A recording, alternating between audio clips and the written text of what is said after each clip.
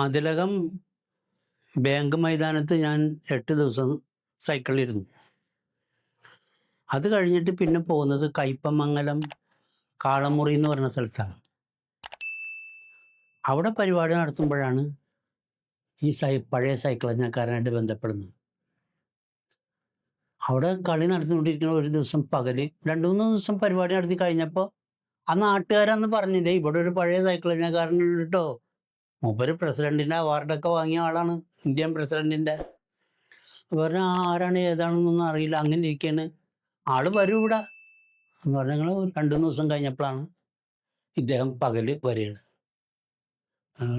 ഞാനാണ് മുഹമ്മദ് റാഫി, പഴയ സൈക്ലിങ്ങക്കാരനാണ്. ഇവിടെ പേപ്പറിലൊക്കെ അപ്പോൾ പേപ്പറും ഒക്കെ വന്ന് മൂപ്പര് പ്രസിഡന്റിന്റെ അവാർഡ് വാങ്ങണ ഫോട്ടോ ഒക്കെ പേപ്പറിൽ ഒക്കെ കാണിച്ചു തന്നു. ഇവിടെ ഒന്ന് പരിപാടി നടത്തിയിട്ട് ഒരു കാര്യമില്ല, കളക്ഷൻ കിട്ടണമെങ്കിൽ മലബാറിൽ പോകണം എന്ന് മൂപ്പര് പറയണം.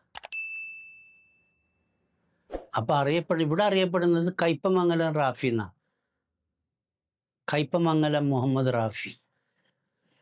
അങ്ങനെ ഇങ്ങനെയൊക്കെ മൂപ്പര് ഇങ്ങനെ പറഞ്ഞപ്പോൾ നിങ്ങളുടെ ഈ കളി മലബാറിലാണെങ്കിൽ നിങ്ങൾക്ക് നല്ല കളക്ഷൻ അടിക്കാം എന്ന് പറഞ്ഞപ്പോൾ അങ്ങനെ മൂപ്പരെയും കൂട്ടി നേരെ മലബാറിലോട്ട് പോവുകയാണ്. ആദ്യം ക്യാമ്പ് സെറ്റ് ചെയ്യാൻ പോയി പുള്ളി, ക്യാമ്പിലുള്ളൊരാണ്. അടിയന്തരാവസ്ഥ കാലത്ത് ഇവിടെ കുറേ ഞാൻ ബുദ്ധിമുട്ടി. കാരണം ഇവിടെ പരിപാടിയൊന്നും നടത്താൻ പറ്റാതെ അങ്ങനെ ഇരിക്കുകയാണ്. കൊടുങ്ങല്ലൂർ ഒരു കൂട്ടുകാരൻ്റെ പരിപാടി നടക്കണമെന്ന് അറിഞ്ഞിട്ട് അവിടെ ചെന്നു. അവിടുത്തെ പരിപാടി കഴിഞ്ഞ് ആ ക്യാമ്പിൽ വെച്ചാണ് ഒരാൾ പറഞ്ഞത്, പിന്നെ പറവൂർ ഒരു ടീമിൻ്റെ പരിപാടി നടക്കുന്നുണ്ട്, അവർക്ക് സൈക്കിളിൽ യജ്ഞത്തിന് കയറാൻ ആളില്ല. അത് ഇത് താൻ പോകണമെങ്കിൽ നീ അവിടെ ചെന്നാൽ, ക്യാമ്പിൽ ചെന്നാൽ യജ്ഞത്തിന് കയറാൻ പറ്റുമെങ്കിൽ അവരെ ക്യാമ്പിൽ വിവരം ചോദിച്ചു നോക്കാൻ പറഞ്ഞു. ഞാൻ തിരിച്ച് ഇവരെ ക്യാമ്പിൽ വന്നു. അന്ന് പറവൂർ തുരുത്തിപ്പുറത്തായിരുന്നു അവരുടെ ക്യാമ്പ്. ക്യാമ്പ് കഴിഞ്ഞങ്ങനെ നിൽക്കണം. അവരുടെ അടുത്ത ക്യാമ്പ് നമ്മുടെ പള്ളിപ്പുറത്ത് ഒരു സ്ഥലമുണ്ട്, പറയാം, കോലത്തും കടവും. അവിടെ ക്യാമ്പ് സെറ്റപ്പ് ആക്കി നിൽക്കുകയാണ്. അപ്പോൾ കോലത്തും കടവ് എന്ന് പറയുമ്പോൾ ബോട്ടുകാരുടെയും ചെമ്മീൻ്റെയും ഫിഷറീസിൻ്റെ ഏരിയയിൽ. അവിടെ യജ്ഞത്തിന് കയറാൻ ആളില്ല. ഇവരുടെ ക്യാമ്പിലുള്ളവരൊക്കെ യജ്ഞത്തിന് ഒരാളുണ്ട്, അയാൾ കയറിയാൽ താഴെ സൈക്കിൾ അഭ്യാസം നടക്കൂല, ഡാൻസ് നടക്കൂല എന്നൊക്കെ പറഞ്ഞു. അങ്ങനെ ഞാൻ ചെന്നിപ്പോൾ അവരായിട്ട് പരിചയപ്പെട്ട് കഴിഞ്ഞാൽ പറഞ്ഞ് യജ്ഞത്തിന് കയറാമെന്ന് ചോദിച്ചു. ഞാൻ പറഞ്ഞു കയറാം. 8 ദിവസമാണ്. ഞാൻ പറഞ്ഞു 8 സാധാരണ യജ്ഞമല്ല, സൈക്കിളിൽ ഫുള്ളായിട്ട് ചവിട്ടുള്ളവർ. ഞാൻ പറഞ്ഞു ഓക്കെ എന്ന് പറഞ്ഞാൽ അവരെ കൂട്ടത്തിൽ കൂടി കോലത്തും കടവിൽ സൈക്കിളിൽ യജ്ഞത്തിന് കയറി. അവിടെ 8 ദിവസത്തെ പരിപാടി നല്ല കുശാലായിട്ട് നടന്നു. പരിപാടിയൊക്കെ നല്ല കളക്ഷനാണ്. അടുത്ത ക്യാമ്പ് വേറെ നടന്നു. ആ ക്യാമ്പ് നടന്ന് 2-3 ക്യാമ്പ് അങ്ങനെ മാറി തിരിഞ്ഞ് നടന്നപ്പോൾ ആ ക്യാമ്പിൽ 2 ലേഡീസ് പാർട്ടായിരുന്നു. അതിൽ ഒരു ലേഡീസ് പാർട്ട് ഒരു ഇച്ചിരി പെശകാണാണ്. അവിടെ വെച്ച്, അതായത് പറവൂർ തോന്നിയകാവ് എന്ന് പറഞ്ഞ സ്ഥലത്ത് വെച്ച് അയാൾക്ക് ഒരു പെണ്ണ് കെട്ട് കേസ്. അപ്പോൾ അതിന് മുമ്പ് അവൻ വേറെ പെണ്ണ് കെട്ടിയതാണ്. അതിൽ 2 മക്കളുണ്ട് അവന് മാവേലിക്കരയിൽ. വീണ്ടും അവിടെ വെച്ചൊരു പെണ്ണ് കെട്ടണം എന്നുള്ളത് തോന്നിയപ്പോൾ ക്യാമ്പ് നടത്തണവൻ പറഞ്ഞ് ഇവനെ നമുക്ക് ഒഴിവാക്കാം. വീണ്ടും നമ്മളെ ക്യാമ്പിൽ നിന്ന് പെണ്ണ് കെട്ടി ഇവിടെ എന്തെങ്കിലും സംഭവിച്ചു പോയാൽ നമുക്ക് പരിപാടിക്കാർക്ക് ദോഷപ്പേരാവും. അതുകൊണ്ട് നമുക്ക് ക്യാമ്പ് ലോങ് ട്രിപ്പ് അടിക്കാമെന്ന് പറഞ്ഞു. അങ്ങനെയാണ് UC കോളേജിൻ്റെ അവിടെ വന്നു പാറാനേൽ ക്യാമ്പ് നടത്തി. അവനെ ഒഴിവാക്കാൻ വേണ്ടി. അവനെ കാരണമാണ് പാറാനയിൽ വന്ന് ക്യാമ്പ് നടത്തി. പാറാനയിൽ ക്യാമ്പ് നല്ല വിജയമാണ്, നല്ല കളക്ഷൻ. അടിയന്തരാവസ്ഥ കാലമാണ്. അപ്പം AP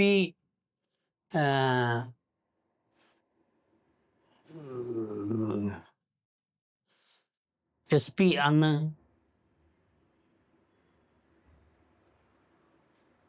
പേര് ഓർമ്മയില്ല, മൂപ്പരാണ് പെർമിഷൻ തരണം.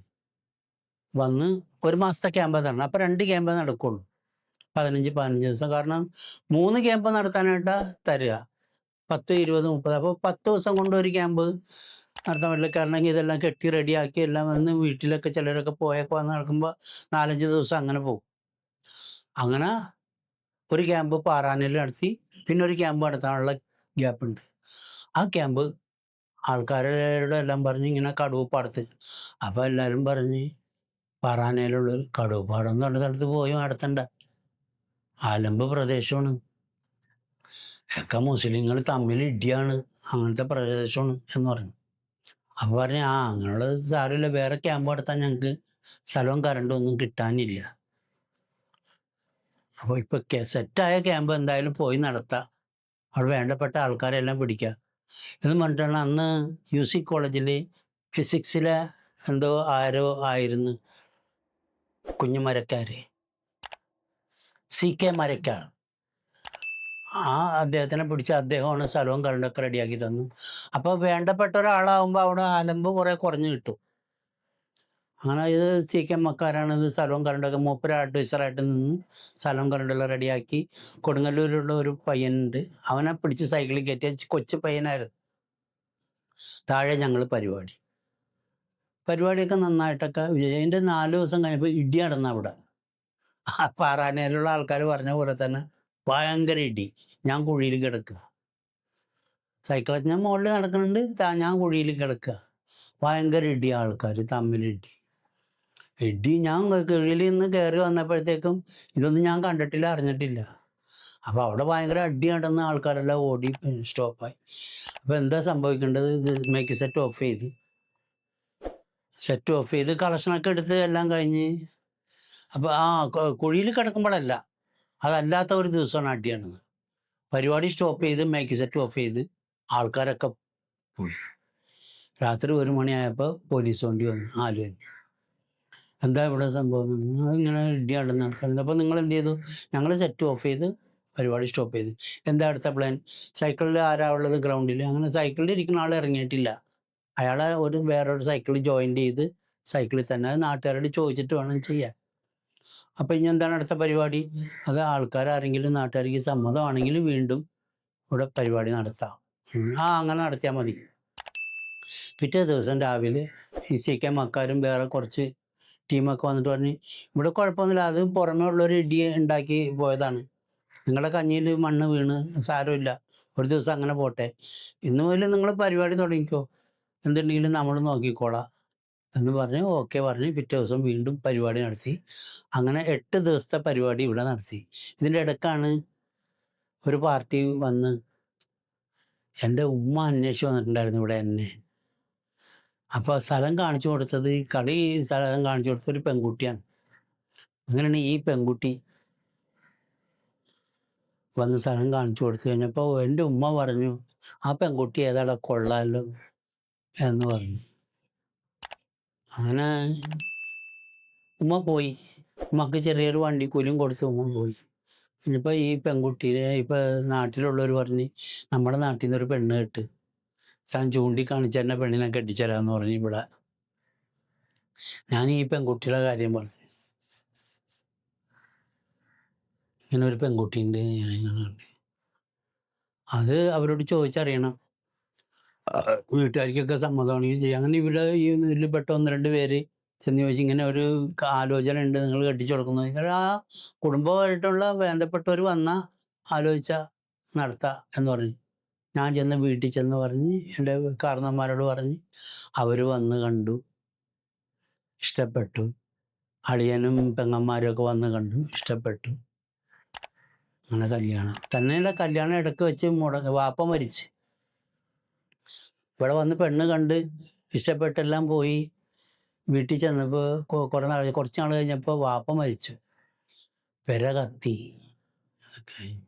അപ്പോൾ ഇത് വേണ്ടെന്നൊക്കെ പറഞ്ഞ് അങ്ങനെ ഇരിക്കേണ്ടിയിരുന്നു. അപ്പോൾ എൻ്റെ മൂത്ത പെങ്ങൾ പറഞ്ഞ് ഇത് വേണ്ടെന്ന് വെക്കരുത്, വാപ്പ വന്ന് കണ്ട് ഇഷ്ടപ്പെട്ടതാണ്, അപ്പോൾ വാപ്പാൻ്റെ ആത്മാവ് റൂഹ് പൊറുക്കൂല, അപ്പോൾ അതുകൊണ്ട് കെട്ടണമെന്ന് പറഞ്ഞു. അങ്ങനെ വീണ്ടും 2ാമത് റീകൗണ്ട് ചെയ്ത് നടത്തി. അങ്ങനെ നടത്തിയാണ് ഈ കല്യാണം എല്ലാം നടത്തിയെല്ലാം കഴിഞ്ഞപ്പോൾ വിചാരിച്ച മാതിരിയുള്ള രീതിയിലൊന്നും നടന്നില്ല. കാരണം ഒരു മൈക്ക് സെറ്റൊക്കെ വാങ്ങാമെന്നായിരുന്നു പ്ലാൻ, ഈ പരിപാടിയും കൊണ്ട് നടന്നത്.